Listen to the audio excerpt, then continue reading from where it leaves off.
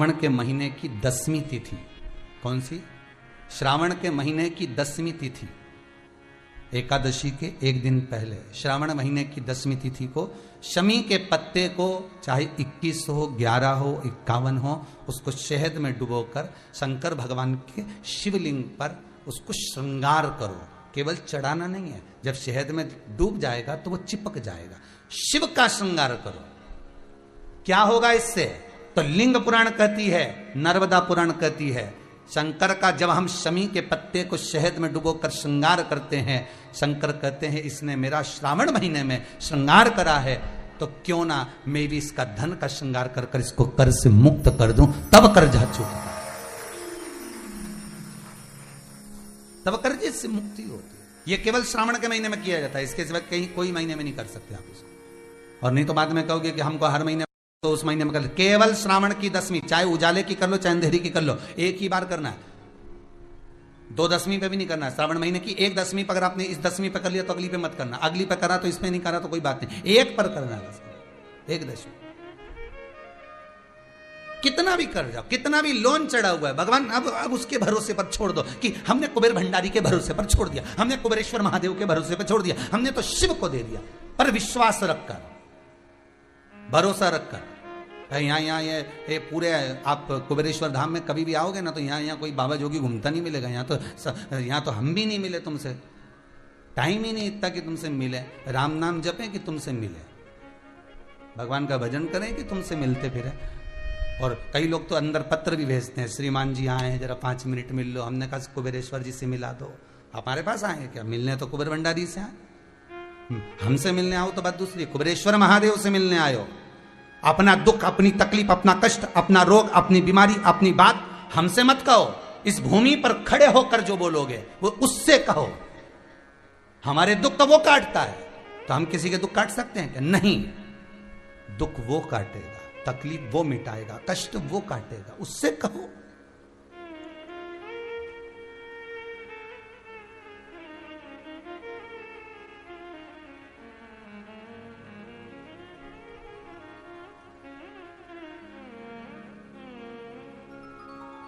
उसके भीतर बात।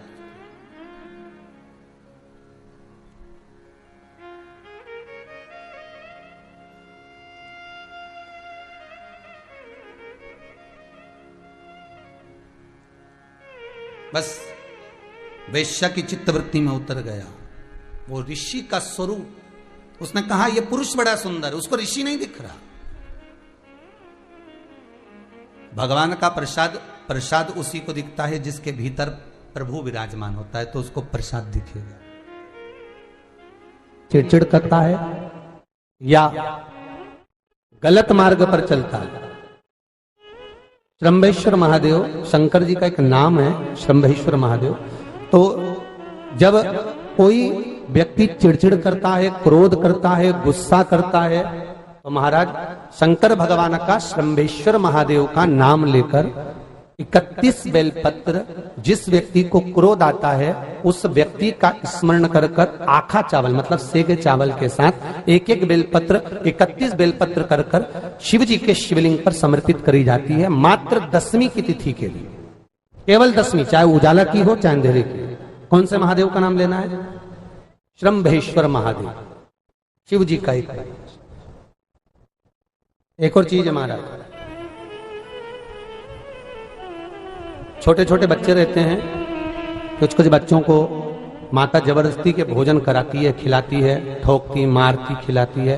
कुछ कुछ बच्चे ऐसे रहते हैं वो कुछ खा ही नहीं पाते, मुख में दो और वॉमिटिंग कर देते हैं, उल्टी कर देते हैं। ऐसे बच्चों के लिए या जिस व्यक्ति को भोजन पचता नहीं हो और उधर में एसिडिटी रहती हो और जलन टाइप की होती हो, उसके लिए भी श्रंभेश्वर महादेव का स्मरण है। सुंदर व्याख्यान वर्णन किया है। श्रंभेश्वर महादेव के ठीक सामने अर्थात भगवान शंकर के किसी भी शिवलिंग के सामने एक तांबे के लोटे में जल रख लीजिए, तो जल के अंदर 3 बेलपत्र डाल दीजिए, एक पीपल का पत्ता डाल दीजिए। महाराज शमी के 11 पत्ते कलश को छुआकर शंकर भगवान के शिवलिंग पर श्रंभेश्वर महादेव के नाम से चढ़ा दीजिए। उस जल को उठाकर ले आइए, 1 रात्रि तक घर के अंदर रखना है। उस जल को शंभेश्वर महादेव का नाम लेकर, जिस व्यक्ति को एसिडिटी होती हो या उदर खराब रहता हो या भोजन नहीं पचता हो या पेट से जुड़ी हुई प्रॉब्लम हो या बच्चों को भोजन कराते हैं और वो वोमिटिंग कर देते हो, ऐसे बच्चे को या भोजन नहीं भा रहा हो ऐसे व्यक्ति को उस जल को सवेरे दोपहर शाम 3 बार शंभेश्वर महादेव का नाम लेकर आचमन कराना प्रारंभ कर दो, पिलाना चालू कर दीजिए। 3 या 4 दिन पिलाओगे, अपने आप उदर में भी आनंद रहेगा, बच्चा भोजन करना भी प्रारंभ कर देगा। शंभेश्वर महादेव। शनिवार के दिन जो पीपल के वृक्ष में सरसों के तेल का दीप लगाता है, उसको शनि कभी परेशान नहीं करता। एक बात हमेशा ध्यान रखिएगा, मान लो अगर कोई भारी रोग ऐसा शनि महाराज के कारण हो गया हो, अच्छे काम करते करते उल्टे हो रहे हैं, होते हैं किसी किसी के साथ में, विपरीत परिस्थितियां आ जाती है, अच्छा करने जाओ बुरा हो जाता है, अच्छा कर्म करने जाओ बुरा हो जाता है। तो पीपल के वृक्ष की जो छाल होती है, छाल देखिए, पीपल के वृक्ष में जो छाल लगी होती है, उस छाल को घिसकर चंदन बनाकर भगवान शंकर का स्नान कराकर, अभिषेक कराकर, पूजन कराने के बाद में पिपलेश्वर महादेव का नाम लेकर, कौन से महादेव? पिपलेश्वर महादेव का नाम लेकर वो जो घिसी हुई छाल होती है, उस छाल का तिलक भगवान शंकर को लगा लो और उसी का थोड़ा सा भाग अपने कंठ पर, मस्तक पर लगाना प्रारंभ कर दो। धीरे धीरे जो विपरीत दशा है वो सुधरना प्रारंभ हो जाती है। पर नाम याद रखना, पिपलेश्वर, जम के बोलिए, पिपलेश्वर महादेव भगवान शंकर का एक अवतार है, पिपलाद अवतार। पिपलाद अवतार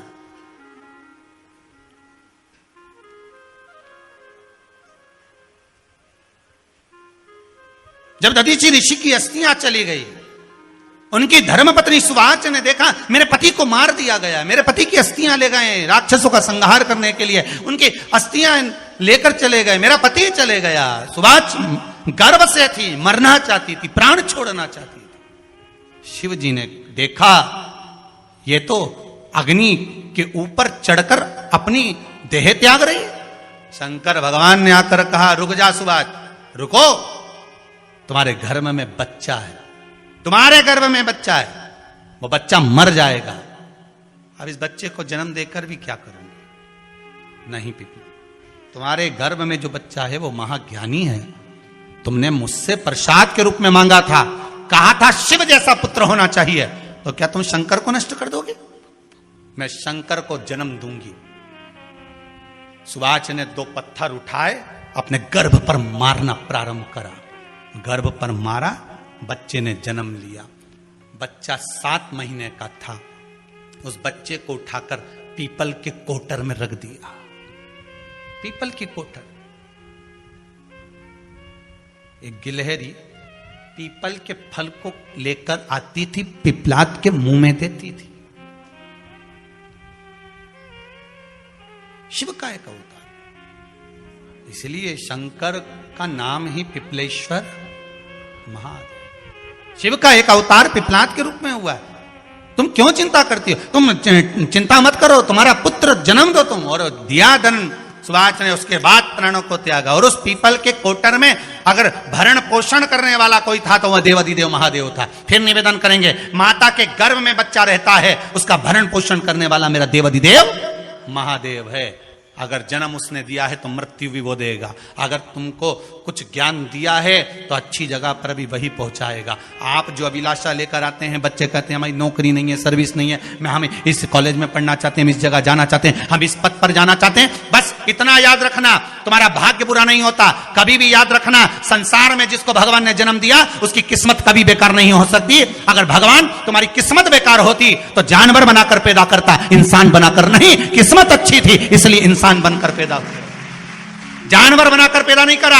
अगर तुम्हारी किस्मत अच्छी थी इसलिए मनुष्य बनकर पैदा हुए हो, इंसान बनकर पैदा हुए हो, मानव बनकर पैदा हुए हो।